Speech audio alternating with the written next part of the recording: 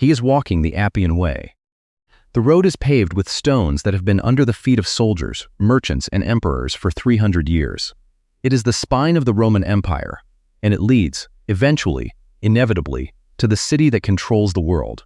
He has walked roads like this before: dirt roads in Syria, mountain paths in Galatia, coastal highways in Asia Minor. He has walked until his feet bled and kept walking. But this road is different. This road leads to Rome. And somewhere in Rome, Nero is already sharpening his answer. The man's name is Paul. He was born Saul of Tarsus, a city in what is now southern Turkey, a place Strabo the geographer called zealous for education. He was educated under Gamaliel, the greatest rabbi of his generation. According to Josephus, the Pharisees of Paul's era were the most precise interpreters of Jewish law in the known world, and Paul was among their best. He had every credential. Every door was open to him. And then on a road outside Damascus, he was knocked flat. You know the story. But do you know what happened next? Because the light, the voice, the blindness, that is just the opening. The real story of Paul is not the moment on the road. The real story is every city he walked into after it, and what those cities took from him. Here is what most people miss about Paul's life. He did not build a comfortable ministry and deliver lectures to agreeable audiences. He walked into cities where he had no friends, no platform, no protection. Only a message that the most powerful empire on earth would eventually decide was a threat to public order. He was wrong about nothing. They did decide exactly that. Stay with me. The first city is Damascus. This is where it starts. Paul arrives in Damascus blind, led by the hand, eating nothing for 3 days. A disciple named Ananias comes to him, reluctantly, because word has already traveled that this man Saul of Tarsus has been authorized to arrest people like Ananias and drag them back to Jerusalem in chains. Ananias touches his eyes anyway. The scales fall. Paul eats. He gets up. And within days he is in the synagogues of Damascus, declaring that the man he came to destroy is the Son of God. The response is not applause. The Jews of Damascus organize to have him killed. They watch the city gates day and night, waiting. Paul's new friends, the people he had intended to imprison, load him into a basket and lower him over the wall in the dark. The first city, the first escape. He arrived carrying legal authority and left hiding in a basket. And he kept going. Antioch in Pisidia is a Roman colony in the highlands of what is now central Turkey. Paul and his companion Barnabas walk into the synagogue on the Sabbath and are invited to speak. What follows is one of the most carefully reasoned sermons in the New Testament. The crowd is moved. They ask Paul to come back next week. The next Sabbath, nearly the entire city shows up. That is when the trouble starts. The Jewish leaders see the crowd, Jews and Gentiles together, pressing in to hear this outsider, and something in them closes. They contradict Paul publicly. They insult him. And Paul, who once held the coats of the men who stoned Stephen, says something that will define the rest of his life. Since you reject the message and do not consider yourselves worthy of eternal life, we now turn to the Gentiles. He has just chosen his audience, and his audience will cost him everything. The leaders of Antioch drive Paul and Barnabas out of the region. They shake the dust off their feet. They move on. To Lystra. Lystra is not a sophisticated city. There is no great synagogue here. No tradition of theological debate. No educated audience waiting to weigh Paul's arguments.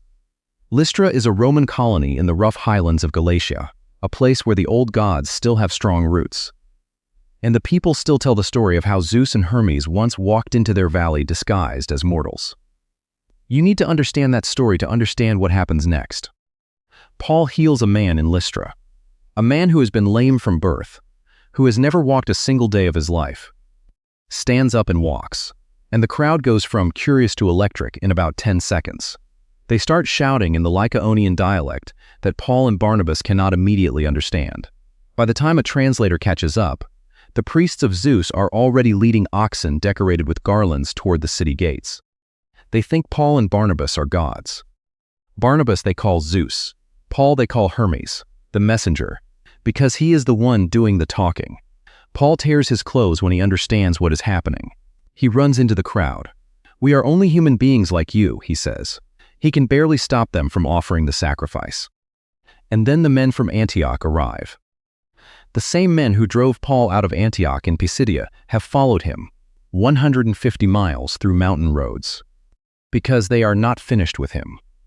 They speak to the crowd, and the crowd that was minutes ago prepared to worship Paul as a god picks up stones and throws them at him until they believe he is dead. They drag his body outside the city walls and leave it there. The Greek word here is lithazo, to stone with intent to kill. This is not a warning, this is an execution. The disciples gather around him, and then Paul gets up. He walks back into the city. The next day he leaves for Derbe. And after Derbe he turns around and walks back through Lystra, the city that stoned him, strengthening the disciples, appointing elders, telling them that we must go through many hardships to enter the kingdom of God. He does not go around the city that tried to kill him. He goes back through it. Pay attention to this. It matters later. The second missionary journey begins, and Paul crosses into Europe for the first time. The city is Philippi, a Roman colony in northern Greece, named after Philip II of Macedon, Alexander the Great's father. It is a city proud of its Roman identity, a city where the old loyalties run deep. Paul's first convert in Europe is a woman named Lydia. She is a dealer in purple cloth, luxury fabric, the kind worn by senators and emperors. From the city of Thyatira, she is almost certainly wealthy. She is sitting by a river outside the city on the Sabbath with a small group of women when Paul finds them, because there is no synagogue in Philippi, and this is where the Jewish community prays. Paul sits down and speaks. Lydia's heart opens. She and her household are baptized in that river. She insists Paul and his companions stay in her home. It is the gentlest conversion in the book of Acts. What comes next is not gentle at all. A slave girl follows Paul through the streets of Philippi for days. She has what the Greek text calls a pneuma pythona, a python spirit, a spirit of divination. Her owners make significant money from her predictions. She keeps shouting after Paul, "These men are servants of the Most High God, who are telling you the way to be saved." She is not wrong. But Paul, grieved in his spirit, turns and commands the spirit to leave her. It leaves. Her owners realize their income just walked out of her. They seize Paul and Silas, drag them into the marketplace, and haul them before the magistrates. The charge is not spiritual. The charge is economic, wrapped in political language. These men are throwing our city into an uproar and are advocating customs unlawful for us Romans to accept. The magistrates order them stripped and beaten with rods. Now here is what you need to understand about a Roman beating with rods. This is not a symbolic punishment. The lictors, the officers who carry the rods, are professionals. Paul and Silas receive multiple blows across the back and legs. They are then thrown into the inner prison, the most secure cell, and their feet are locked in stocks. It is midnight. Their backs are bleeding. They cannot move their feet. And they are singing. The earthquake hits at midnight. Not a tremor, not a rumble. The foundations of the prison shake. Every door in the building swings open. Every chain falls off every prisoner simultaneously. The jailer, a Roman soldier whose life is legally forfeit if his prisoners escape, wakes up, sees the open doors, and draws his sword to kill himself before the magistrates can do it for him. Paul shouts across the darkness, "Don't harm yourself. We are all here." Nobody ran. Think about that for a moment. Every prisoner in that jail had just been given an open door, and no chains, and none of them left, because two men in the deepest cell had been singing at midnight, and whatever was in that singing had held the room. The jailer calls for lights. He runs in trembling. He falls before Paul and Silas, the men he personally locked in stocks hours ago, and he asks the question that has echoed through every century since. "Sirs, what must I do to be saved?" Paul answers him. The jailer takes them to his home that same night. He washes their wounds. His entire household is baptized before sunrise, and the man is described in the Greek as agaliao, overflowing with joy, leaping joy, the kind of joy that comes from the outside and cannot be manufactured from the inside. But here is what most people miss about Philippi. The next morning, the magistrates send word to release Paul and Silas.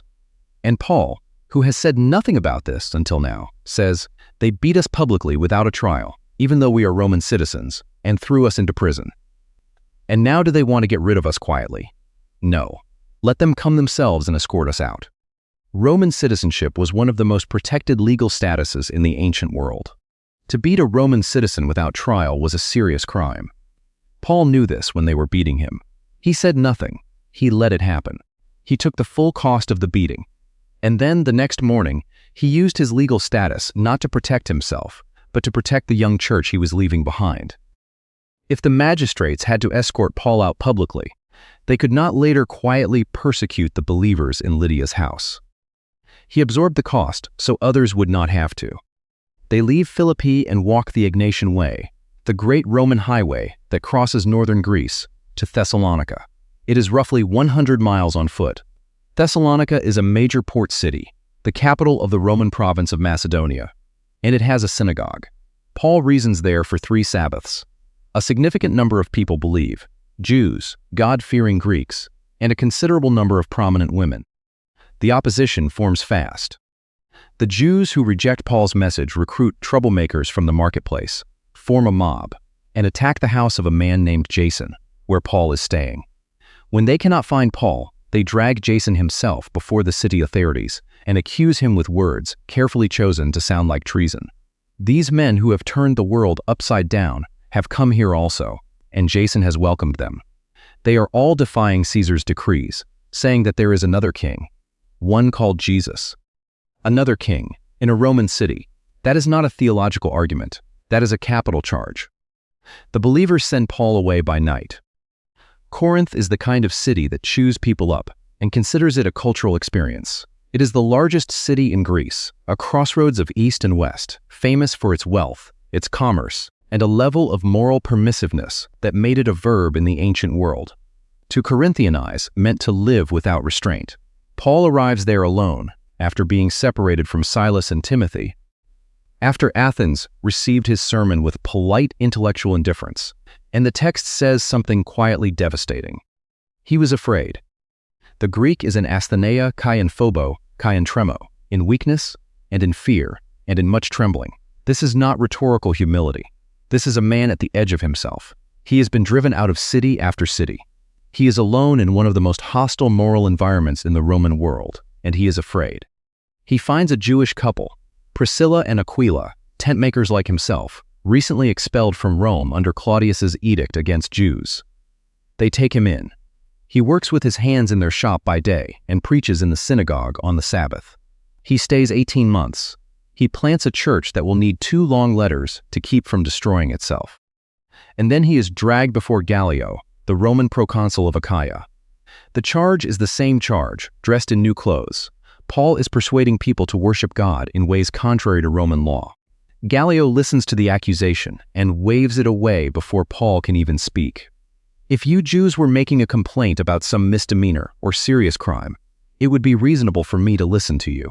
But since it involves questions about words and names and your own law, settle the matter yourselves. He drives them from his courtroom. It is the only city where Paul is protected by a Roman official. He will not be so fortunate again. Ephesus is the biggest fight yet. It is the 4th largest city in the Roman Empire, after Rome, Alexandria, and Antioch. Population estimates run as high as 500,000 people. It sits on the western coast of what is now Turkey, at the mouth of the Cayster River, and it is home to one of the 7 wonders of the ancient world, the Temple of Artemis. The temple is 4 times the size of the Parthenon in Athens. 127 marble columns, each 18 meters high. Pilgrims come from across the empire to worship there. And around the temple, built on top of it, economically inseparable from it, is an entire industry. Silversmiths, craftsmen, souvenir sellers, tour guides, innkeepers, merchants of every kind. All of them make their living from Artemis. Paul spends 2 years in Ephesus, 2 full years of daily lectures in the hall of Tyrannus, so that every Jew and Greek in the province of Asia hears the message. Extraordinary miracles happen. 7 sons of a Jewish chief priest try to perform exorcisms using Paul's name without Paul's authority, and the man they are trying to exorcise beats all 7 of them, so badly they flee the house naked and bleeding. Ephesus is shaking, and Demetrius the silversmith calls a meeting. He is not subtle about his motivations. He gathers the craftsmen and lays it out plainly. You know, my friends, that we receive a good income from this business, And you can see and hear how this fellow Paul is convinced and led astray large numbers of people here in Ephesus and in practically the whole province of Asia. He says that gods made by human hands are no gods at all. Demetrius is worried about his income. But he is smart enough to dress it in religious language. There is also a danger that the temple of the great goddess, Artemis, will be discredited. The meeting becomes a rally. The rally spills into the streets. The streets fill with a crowd that packs the great theater of Ephesus, a theater that archaeologists have excavated and measured at 25,000 seats. For 2 hours they chant, "Great is Artemis of the Ephesians." Paul wants to go in. His friends physically restrain him. Even the most prominent civic leaders of the province send word begging him not to enter the theater. The city clerk eventually quiets the crowd. Paul leaves Ephesus. "Now here is what I want you to do. Hold all of this in your mind at once. Damascus, Antioch, Lystra, the stones, the body outside the wall, the getting up. Philippi, the rods, the blood, the midnight singing. Thessalonica, Corinth, Ephesus. Hold all of it." Because somewhere between Ephesus and his next journey, Paul sits down and writes a letter to the church in Corinth. And in that letter, he does something he almost never does. He makes a list. He has been forced into it. There are people in Corinth questioning his authority, comparing him unfavorably to other teachers, suggesting that his suffering is evidence against him rather than for him. And Paul, who normally deflects personal boasting with almost physical discomfort, finally opens the door and lets them look. "I have worked much harder," he writes, "been in prison more frequently, been flogged more severely, been exposed to death again and again." Then he gets specific. 5 times I received from the Jews the 40 lashes minus 1. That is 225 lashes across a lifetime. Each set of 39 delivered with a leather strap, 13 blows to the chest, 26 across the back and legs, designed by rabbinical tradition, to stop one short of the number that ancient law considered lethal. 5 times. 3 times I was beaten with rods. You have seen one of those beatings in Philippi. There were 2 more. Once I was pelted with stones. Lystra, left for dead outside the wall. 3 times I was shipwrecked. I spent a night and a day in the open sea. I have been constantly on the move. I have been in danger from rivers, in danger from bandits, in danger from my own people, in danger from Gentiles, in danger in the city, in danger in the country, in danger at sea, and in danger from false believers. I have labored and toiled and have often gone without sleep. I have known hunger and thirst and have often gone without food. I have been cold and naked. He is not exaggerating. He is not performing. He is reading from a ledger that his body has been keeping for 20 years. And then he writes the line that stops everything. Besides everything else, I face daily the pressure of my concern for all the churches. Besides everything else, the beatings, the shipwrecks, the stonings, the hunger, the cold. He lists all of that and then says, besides all of that, there is still this, the daily weight of caring whether the people he left behind in Philippi and Thessalonica and Corinth and Ephesus are still standing, whether Lydia's house church survived, whether the Philippian jailer's family is holding on, whether the young believers in Lystra, the city that stoned him, the city he walked back into, are still gathering. He carries every city he has ever entered. And now he is walking toward the last one. Everyone tells him not to go to Jerusalem. Not once. Not twice. The warnings come in city after city on the road south. In Tyre, disciples speak through the Spirit and urge him not to go. In Caesarea, a prophet named Agabus takes Paul's belt, binds his own hands and feet with it, and says, "The Holy Spirit says, in this way the Jewish leaders in Jerusalem will bind the owner of this belt and will hand him over to the Gentiles." The believers weep. They beg Paul to turn back. Paul looks at them and says something that should stop you cold. "Why are you weeping and breaking my heart? I am ready not only to be bound, but also to die in Jerusalem for the name of the Lord Jesus." Ready not only to be bound, also to die. He knows exactly what he is walking into. He is not naive. He is not reckless. He has been reading the pattern for 20 years. Every city, every cost, every beating, every escape in the dark. He knows how this works, and he goes anyway. Jerusalem receives him like a trap closing. He enters the temple courts to complete a purification ritual, a deliberate act of Jewish faithfulness, an attempt to build a bridge rather than burn one. and Jews from the province of Asia, men who have seen him in Ephesus, who know his face, recognize him in the temple, and do not wait for a trial. They seize him. They drag him out of the temple. They are beating him in the street when the Roman commander of the Jerusalem garrison arrives with soldiers and centurions at a run. The commander arrests Paul to save his life. He has to be carried up the steps of the barracks because the crowd is so violent. People are pressing in from every direction, shouting away with him. It is the same phrases, Luke notes quietly, that the crowd used about Jesus 20 years before on these same stones. Paul asks permission to speak. The commander, surprised that this bloodied man speaks Greek, gives it. Paul stands on the steps above the crowd and raises his hand. The crowd goes quiet. He speaks in Aramaic, the Hebrew dialect of Jerusalem, and the quiet deepens. He tells them his story, who he was, what happened on the road to Damascus, what God told him in this very temple in a vision years ago. He gets as far as the word Gentiles. The crowd erupts again. They throw off their cloaks. They fling dust into the air. The commander orders Paul taken inside and flogged to get information. And Paul, bleeding again, waiting for the leather, says to the centurion standing over him, "Is it legal for you to flog a Roman citizen who has not even been found guilty?" The flogging stops. But Paul does not go free. He moves from Jerusalem to Caesarea under military escort, 470 soldiers, 200 spearmen, 70 cavalry, in the middle of the night, because a plot has been uncovered to assassinate him before he can reach trial.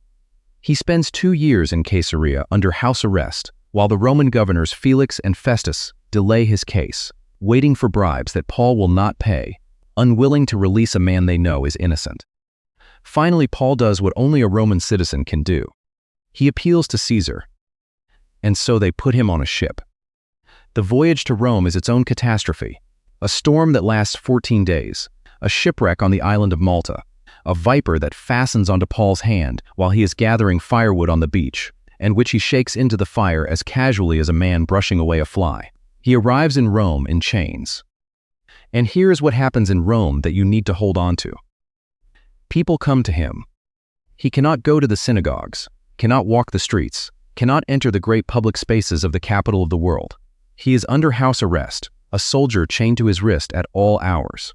But people come to him, Jewish leaders, Gentile seekers, soldiers of the Praetorian Guard who are chained to him in 4-hour shifts and cannot leave even if they want to. Paul writes letters from that room. Philippians, the letter that uses the word joy 16 times, is written from a Roman prison cell. Ephesians, Colossians, Philemon. 4 letters that have shaped Christian thought for 2,000 years, written by a man who cannot leave his room. He writes to the Philippians, "Now I want you to know, brothers and sisters, that what has happened to me has actually served to advance the gospel. As a result, it has become clear throughout the whole palace guard and to everyone else that I am in chains for Christ." The whole palace guard, the soldiers chained to his wrist. 1 4-hour shift at a time, Paul is preaching to the Roman army. And then the 2 years of house arrest end, and the historical record goes quiet. What we know next comes from Eusebius of Caesarea, writing his church history in the early 4th century. He records that Paul was martyred in Rome during the reign of Nero, the same Nero who, as Tacitus tells us in his annals, blamed the great fire of Rome on Christians and had them torn apart or set alight as torches for his garden parties. Eusebius records that Paul died by beheading, Roman execution, the method reserved for citizens. He had walked into his last city, and the city had taken the last thing he had. So, what do we do with all of this? You have walked with Paul through 9 cities. You have watched him get stoned and get up.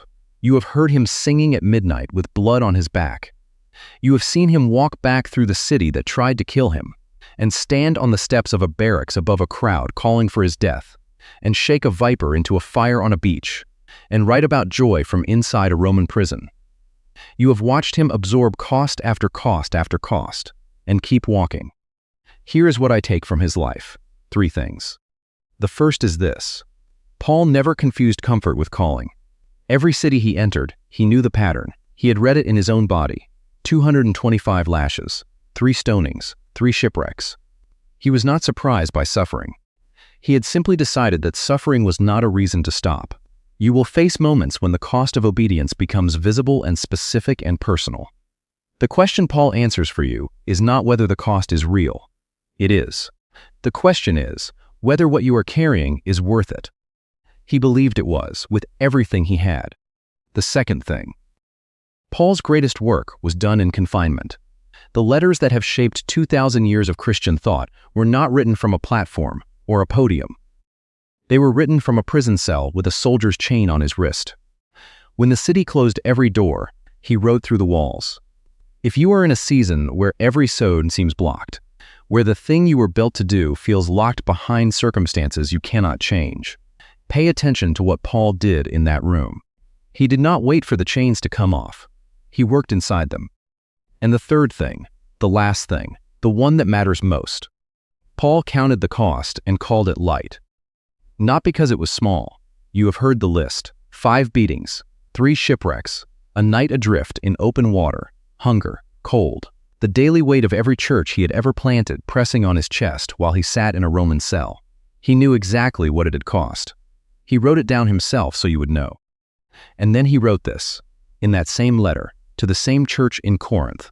For our light and momentary troubles are achieving for us an eternal glory that far outweighs them all. Light and momentary. That is not denial. That is not a man minimizing his pain. That is a man who has placed his suffering next to something so large that the suffering, by comparison, looks small. He is not pretending the beatings did not happen. He is saying he has found something that outweighs them. Every city cost him something. Damascus cost him his safety. Lystra cost him his blood. Philippi cost him his comfort. Ephesus cost him his peace. Jerusalem cost him his freedom. Rome cost him his life. And he walked into every single one of them anyway. There is a road called the Appian Way. It still exists.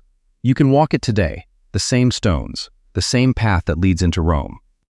Scholars believe Paul walked its final stretch, knowing what Nero's Rome had already done to people who carried the message he carried. He had read the pattern for 20 years. He walked in anyway. The question Paul leaves every one of us is not complicated. It is just hard. What city is God asking you to walk into? And are you willing to pay what it costs? If this video made you think differently about Paul's life, share it with someone who needs to hear it. And if you want to go deeper, there is more. Subscribe, and we will keep walking through the stories that most people only think they know.